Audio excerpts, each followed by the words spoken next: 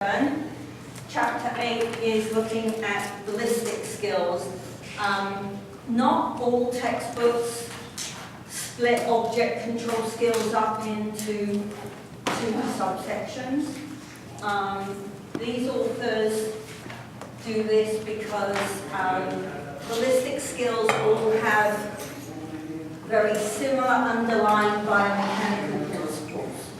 So they kind of group together these sets based upon the biomechanics that are involved in them.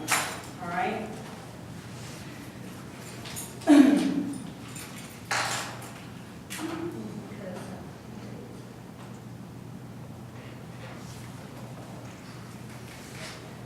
So a ballistic skill then is any of our sport type skills where we have to apply force to an object in order to send it from point A to point B. Right? So it could be throwing, kicking, striking, that group of skills. And as I said, they all have similar mechanical principles. So I don't know if I'm going to go through every skill that they've got in this chapter. So as I said, that they're kind of similar, and once we've done a couple, you'll be able to manage the rest of them, I think. So we'll see how we go with this chapter.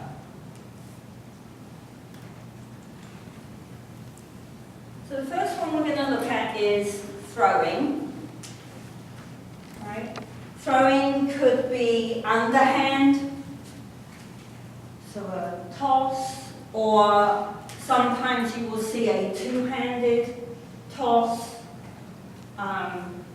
Actually, a grad student last year did a two-handed basketball shot as his motor skill analysis.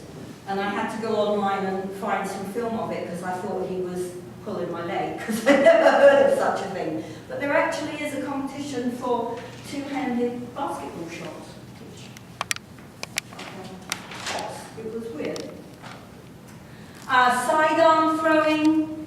So fielding is one of the main times you're going to see a sidearm throw. So softball, baseball, cricket. We see sidearm throws from the outfield. And then the most common in sport, an overarm. Typically one-handed, but we do have a couple of instances where we see a two-handed overarm throw, like a throw-in in soccer from the corner.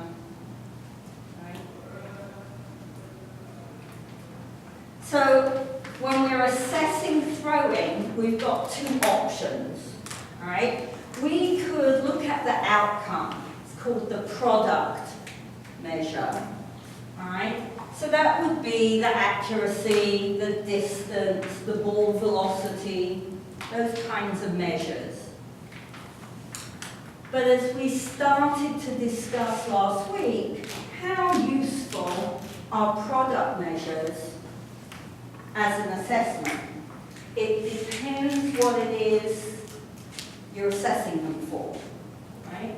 If I'm assessing an elite athlete, a competitor, then these outcome measures become quite important because they impact the game plan, right? Or the ability to score.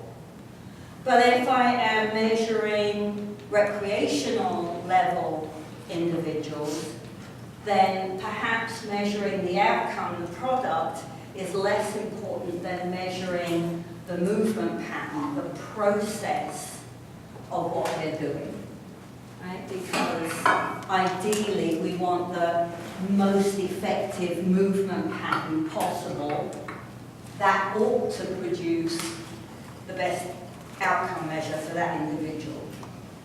Right? So who am I working with? What population am I working with?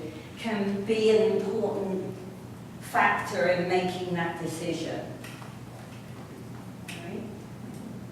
And remember that if we're looking at outcome, you've got to consider the age. Is the person going through puberty? Are they growing? Because a growth spurt would automatically, mechanically affect the outcome.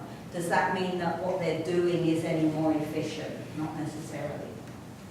All right. We want to work on skill with a large number of people that we're working with. Can we get them more skilled? Because the more skilled they are, the more successful they're likely to be. The more successful they are, the more fun everything is. Right? And if it's fun, I'm more likely to come back and do it again. Right?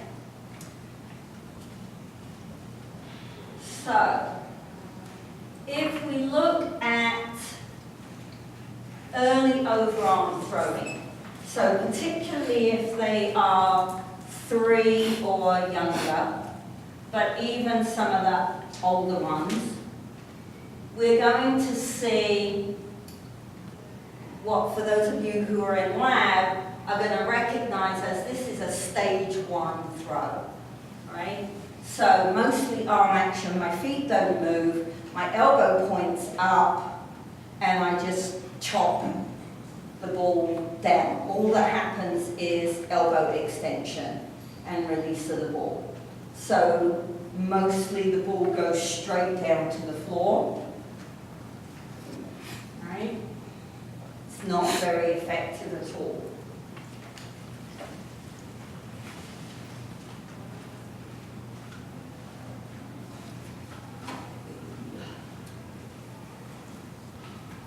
Right, so I'll show you a couple of pieces of video, but I'm not going to show every piece of video because we'll be here all day. All right, you guys can open up the PowerPoint, click on the video and run it, or you can go to your website for your textbook and there's a lot more examples there for you.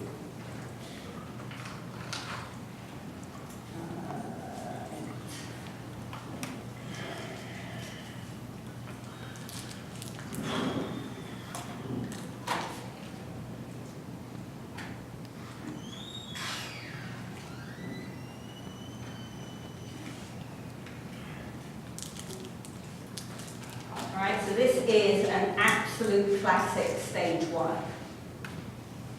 Thank you. Alright, see where her elbow is?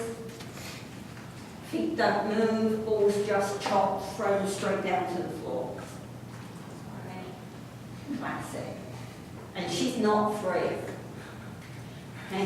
So, she hasn't had much experience at throwing the ball yet. Okay.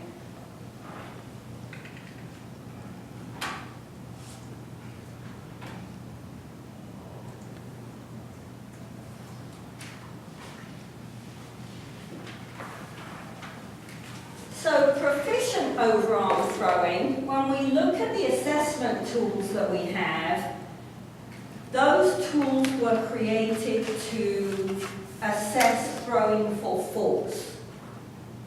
Alright? So when we discuss proficient overarm throwing, we're talking about how hard, how far, what's the distance involved, alright, that kind of a throw. So with more experience, we start to see a wind-up. We should see some weight shift from back to front. We're going to get a step in opposition. And the better they are, the longer that step is. If you remember back to chapter 3, we talked about the fact that the longer the step is, the longer I have to apply force to the ball. Right? So I want to take the biggest step I can given the time I've got. So it's going to be different when I watch a baseball pitcher. He's in control of when he throws that ball. No one is charging him down. And we see these great big huge steps. But if we watch quarterback, he's the one that throws the ball, right? Quarterback. If we watch a quarterback, the length of the step he takes might be a little bit dependent upon how many huge mountain-type people are running towards him to pull him over, right? We should see some forearm lag. If someone is really good, you might also see upper arm lag, okay? And the movements are sequential, so we transfer momentum from our legs, from our hips, to our trunk, to our arm, to the release. So we have this segmented rotation with a very experienced thrower.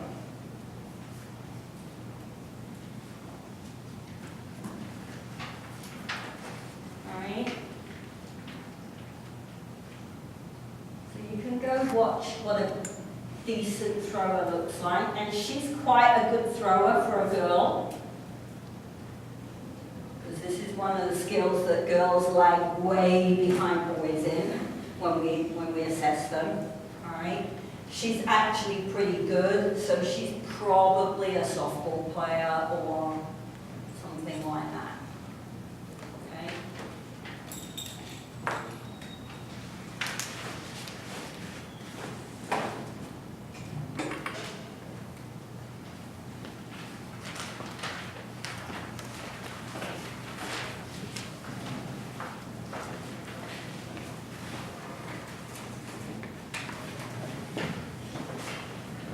So throwing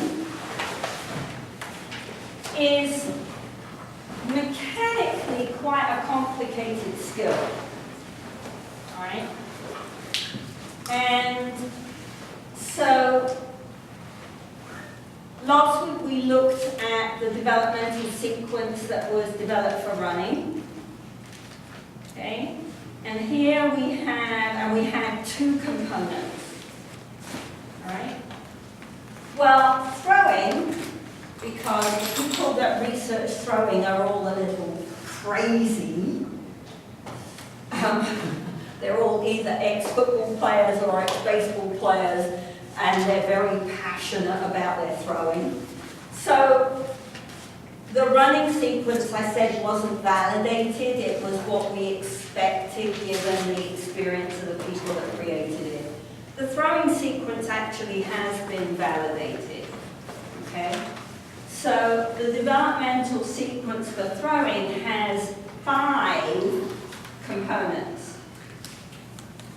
Because as I said, they're very passionate about their throwing, so they can't decide that there's one of these 5 that isn't quite as important as all the others, okay? So the idea is I pick the components of the skill that I think are important to successful production of that skill. And then remember, we're going to create like a mini MSU chart for each component. All right? So your developmental sequence for throwing is on page 161. Right? And the first component is trunk action. So what is going on with the trunk? And they have three stages for trunk action. All right? So the first level is that we don't see any trunk action at all. Nothing moves. We don't have any forward or backward movements. And then we expect to start to see some rotation, but initially what we get is what we call a blocked rotation. So my whole trunk, my hips, my shoulders, everything goes in one piece. And then we see differentiated rotation, segmented rotation. So on segmented rotation, my hips go, then my stomach goes, then my shoulders go, and then my arm goes. Right? The second component is the backswing. So no backswing, a shoulder flexion, an upward swing, and then finally we have our downward big circle. All right? So the table on page 161 gives you a good description of what we expect each of these to look like. All right?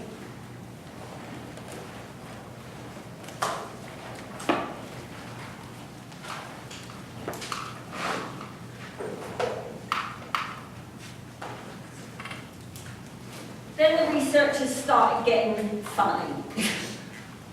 Because I don't know how we're supposed to assess the next couple of pieces. So the next component is upper arm action. Right. So we're looking at the humerus, first of all.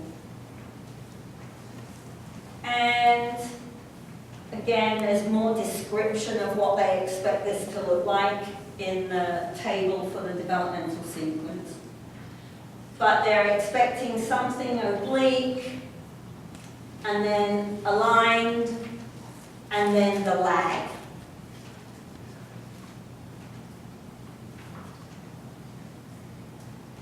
And as with your MSU chart, throwing and striking are very similar. So you could use these components and these steps for striking as well. Forearm, no lag, a little bit of lag, and then a really severe delayed lag. So sometimes if the photographer's done a really clever job, you'll get a photograph where the hand is way back behind the elbow before the release. That's the lag. Okay. So that's 1, 2, 3, 4 components. Component number 5 is what is going on with the feet. Okay. So initially, they say you're going to see throwing without stepping. So very similar to what we've talked about previously in lab. And what that young girl did on that piece of video, no foot movement at all, it's all arm action. Okay? Then we see a homolateral step. Remember that homolateral and ipsilateral are the same. They both mean same side step. Okay? So I'm going to step with the same foot as the hand that is throwing the ball. Those of you who were on the playground this morning, a couple of the kids were doing that, right? Stepping ipsilateral. And now we start to finally see stepping in opposition. Initially it's going to be relatively short, and with more practice, that step will get longer, hopefully. Okay? The longer it is, the longer I can apply force to the ball, the further, the harder the ball is going to go.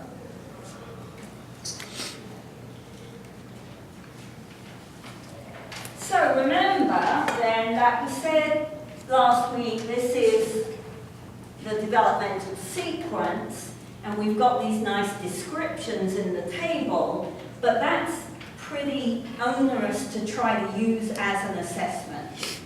So from the descriptions, from the developmental sequence, we're going to create an observation plan.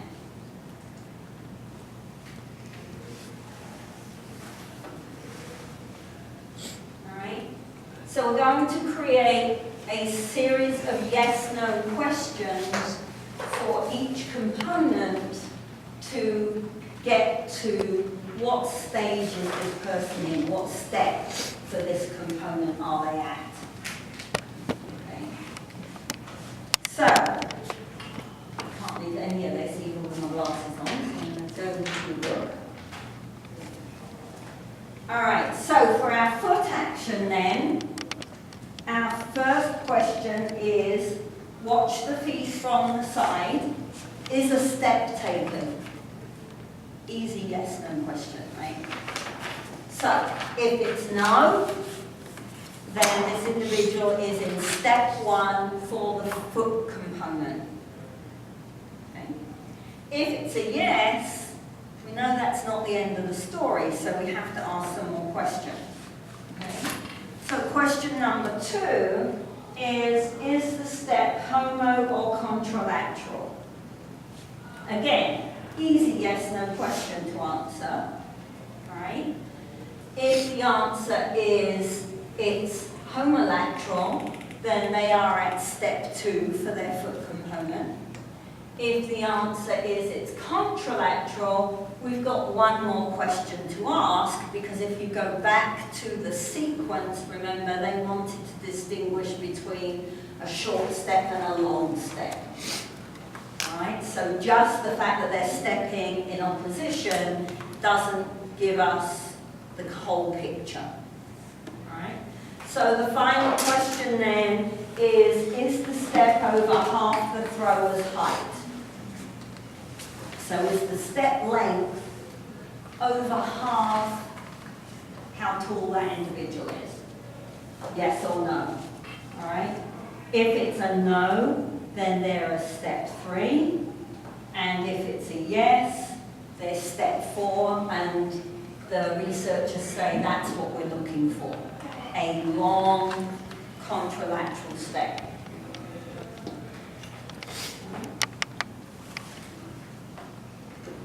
And they do the same thing for each component. A set of yes-no questions to get at the picture that we get from the developmental sequence. Right? Because if I'm standing there watching someone and I'm trying to read all those words in that table, I'm probably going to miss what they're doing. It's much easier to use a yes-no question.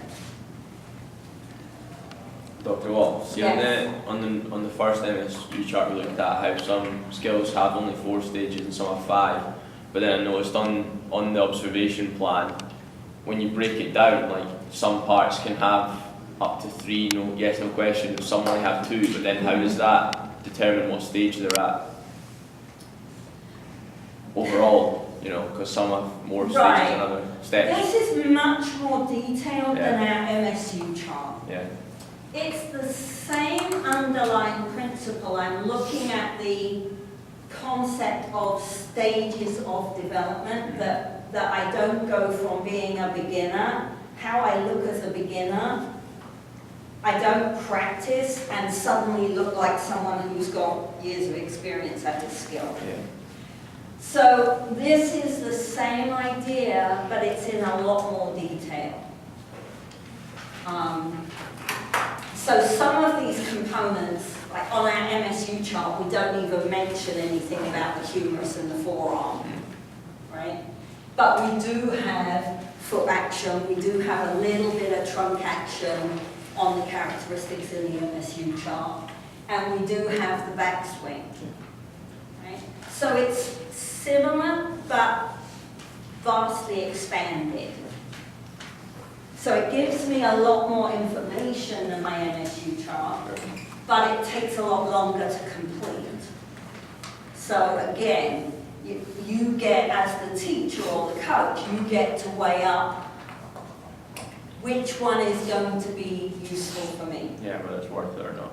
If I'm a PE teacher, and all I have to do is get these kids to throw well enough to play a game, do I care about humerus, leg and forearm lag? Probably not.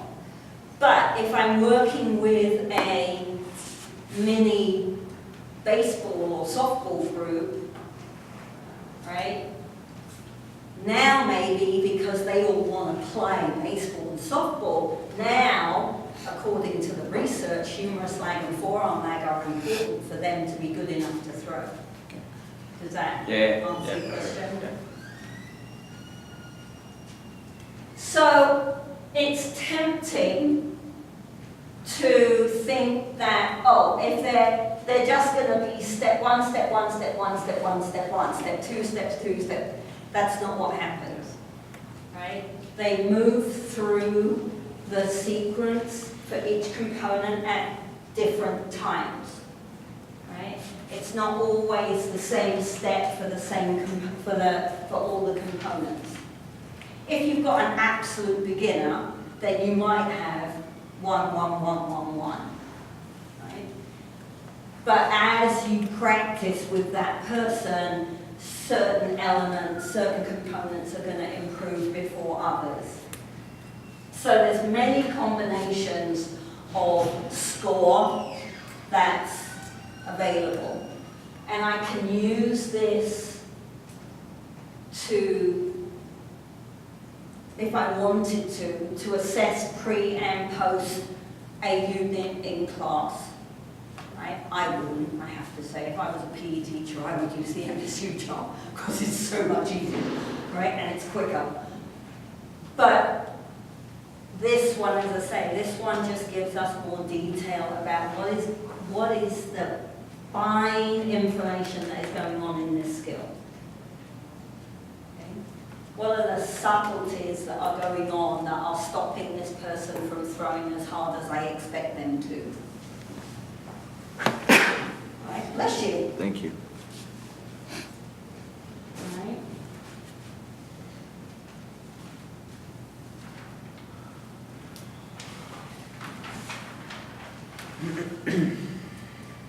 So remember, we're going to do one of these, right? And it's graded. Okay, so it's important that if you're not quite following what I'm saying, that you ask. Okay? Because in a week or so, we're going to split into pairs and we're going to create an observation plan. So the reason that I do that is because we don't have very many of them. It's the same as with the MSU chart and having to create that for your playground binder. We don't have validated assessments for all the skills that we want to teach. I can't teach a skill and not assess it. That's why I have to give you exams. Trust me, I don't give you exams because I want to. Right? But when you are teaching, you have to be able to assess whether or not the people learn anything. Doesn't matter what you're teaching, the idea is the same. Okay? So when we are teaching motor skills, we don't have very much information about how to assess that skill. Okay? So I want you to be able to create your own assessments so that you have that ability when you're faced with a skill that you can't find an assessment. So we're going to practice, we're going to do this, as I said, I think it's like a week and a half, we're coming up to it, and we're going to make one of these for a skill. Okay?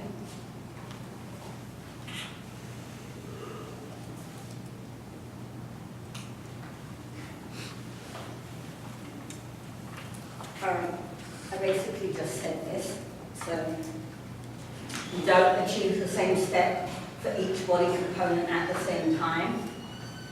Some of these combinations, according to the research, are more frequently observed than others.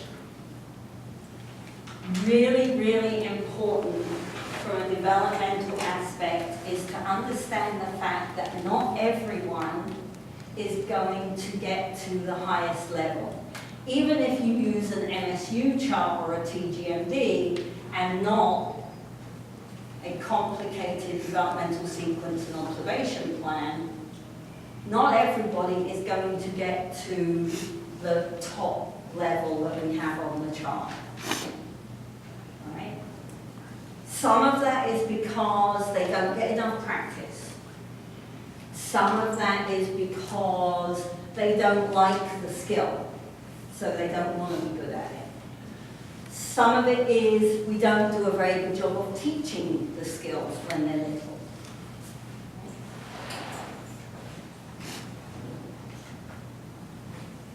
And sadly, there are massive differences in throwing between the sexes. And remember, we are talking about developmental differences, not outcome. Obviously, men are going to throw the ball harder and further. Right? That's a given. They've got more muscle mass in their arms and their chest and their back. They're going to throw the ball further. That's not what we're talking about.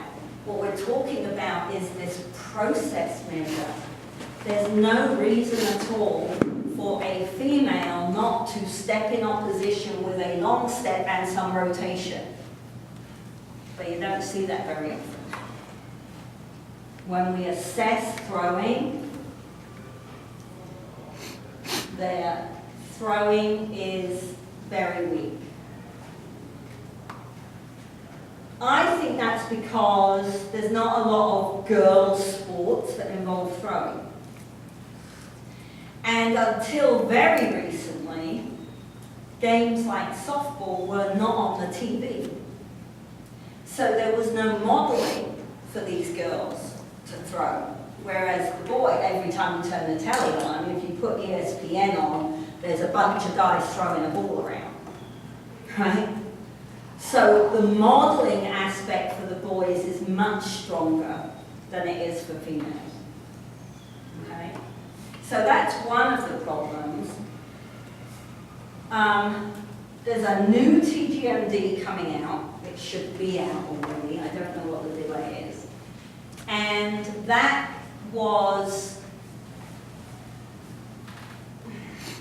frustrating in some ways because they had to run a whole load of a huge data set to validate the new assessment. And the last time they did a new TGMD was 2001, I think. So the expectation by the researcher was that, well, we're going to start to see a different set of data with the girls now, because we've known since 2001 that girls don't throw as well as boys do. And when you look at the TGMD, actually, when you get to the object control scores, there's a score sheet for boys and a score sheet for girls. Because the girls are so much worse than the boys, you can't, they would all be like below the 5th percentile.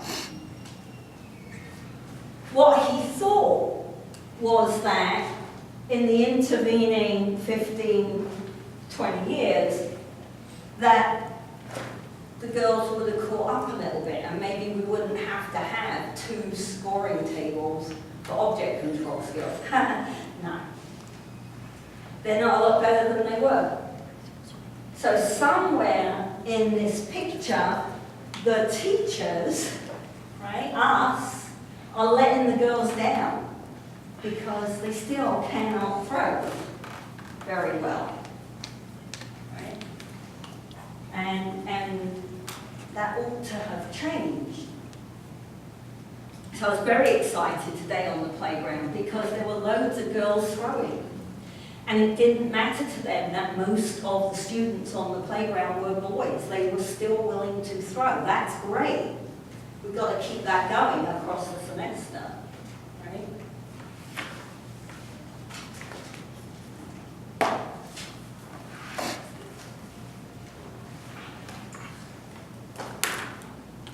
So, if we go to a much older population, then older adults who've had experience with throwing still demonstrate pretty decent throws. Right? They still take a longish step, they've got some rotation, right? The differences that we see with school-aged children in throwing never improves across the lifespan. So you still get the differences when we look at older adults. Ball velocities drop down, understandably, because they've lost some muscle mass. Even if they're physically active and they're working their muscles, biologically, physiologically, we lose muscle mass as we get older. So ball velocities have to go down, okay? When we think about our constraints triangle, we might see, so maybe the step is getting shorter, right?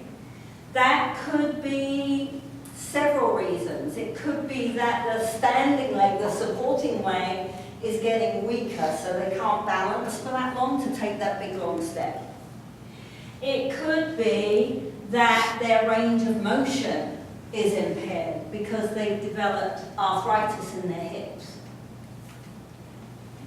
or in their lower back, because I can't twist if I've got arthritis in my lower back. It's very painful, right? So the rotation might be impacted. Right.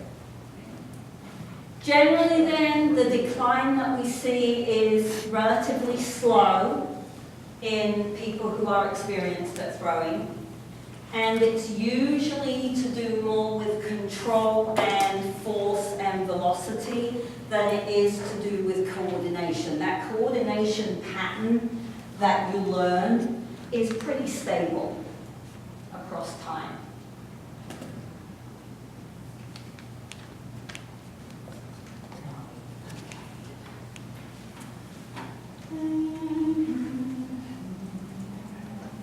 Oh, okay, wait, let me look here. Okay, let's do this one then. All right.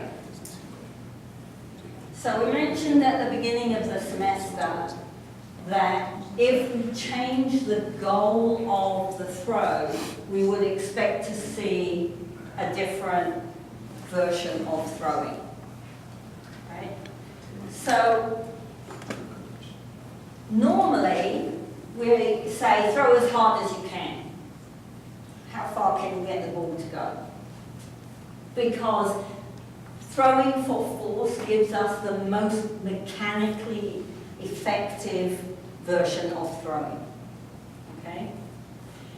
If I change that goal, if I change the task of the throw from force to accuracy, then we see something different, okay? So, uh-oh.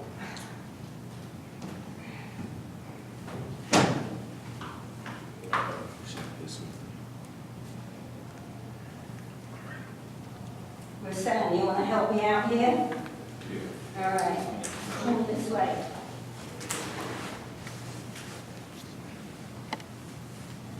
People at the front might need to duck.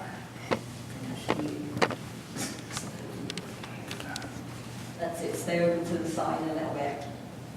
All right, so I want you to throw the ball as hard as you can. Just at the ball. That's why I said the people at the front might need to duck because the ball's going to right? Right back here. Bounce right back. Right now. Okay, watch what you do. All right. Thank you. This time, I want you to hit the X. That's tough. That's tough. That's tough. That's tough. See the change? Yeah. All right.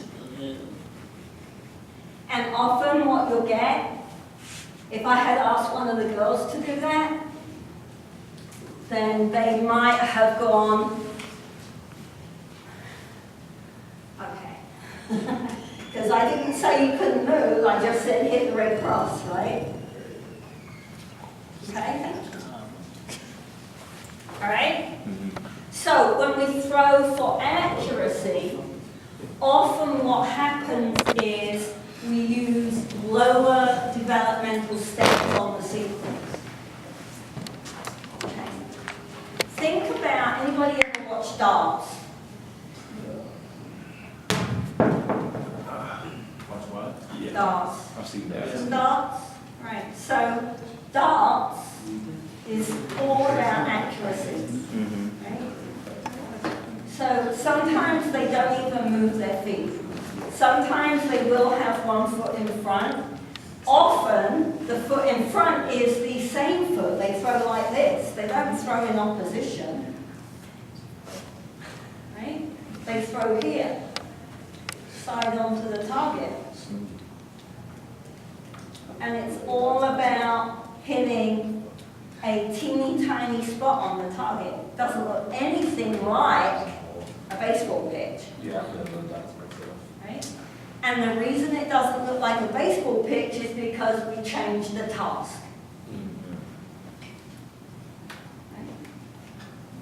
So it's a really nice example of our constraints triangle. We change one element, one constraint, and the entire motor pattern that emerges from the interaction is totally different, just by changing that one constraint.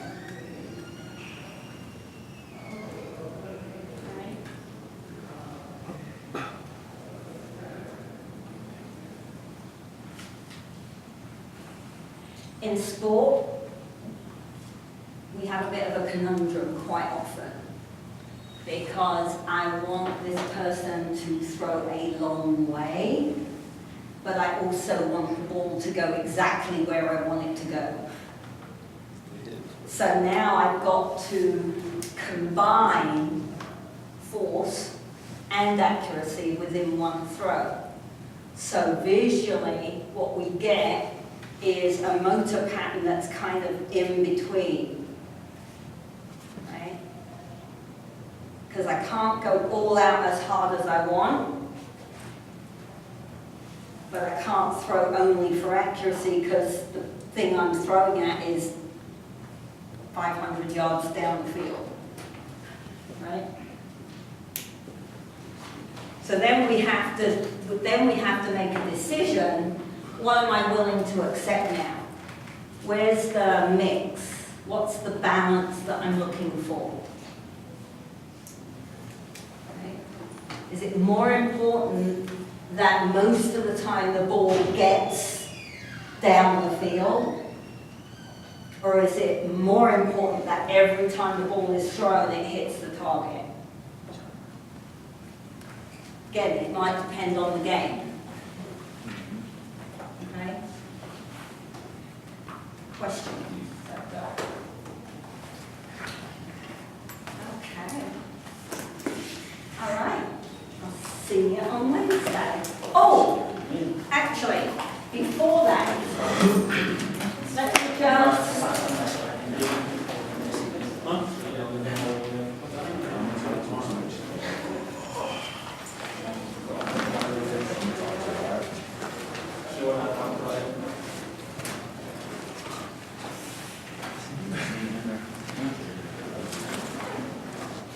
Okay.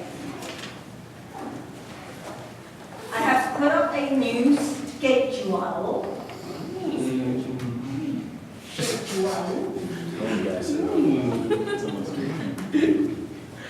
Because I am going to be out of town on the 19th and the 22nd of October. So I jiggled things around a little bit. My goal is to try to get Chapter 9 done in 2 lectures rather than 3, but Chapter 9 has some complicated catching visual perception information in it, so I don't want to rush it.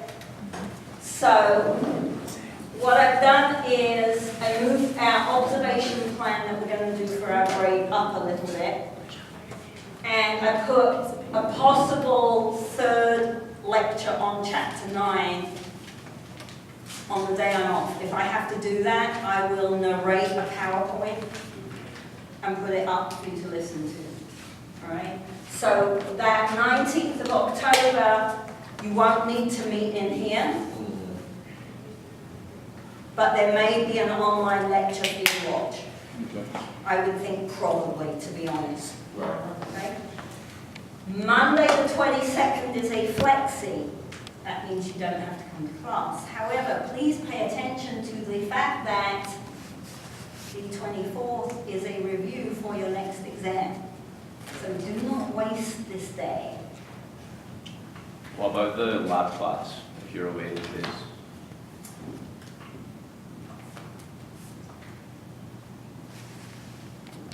The Friday group on the 19th are going to come, actually I might have to put both of them there. We've got a Monday of Thanksgiving week where we're not on the playground, so we'll make it up there. Alright. I haven't quite decided yet.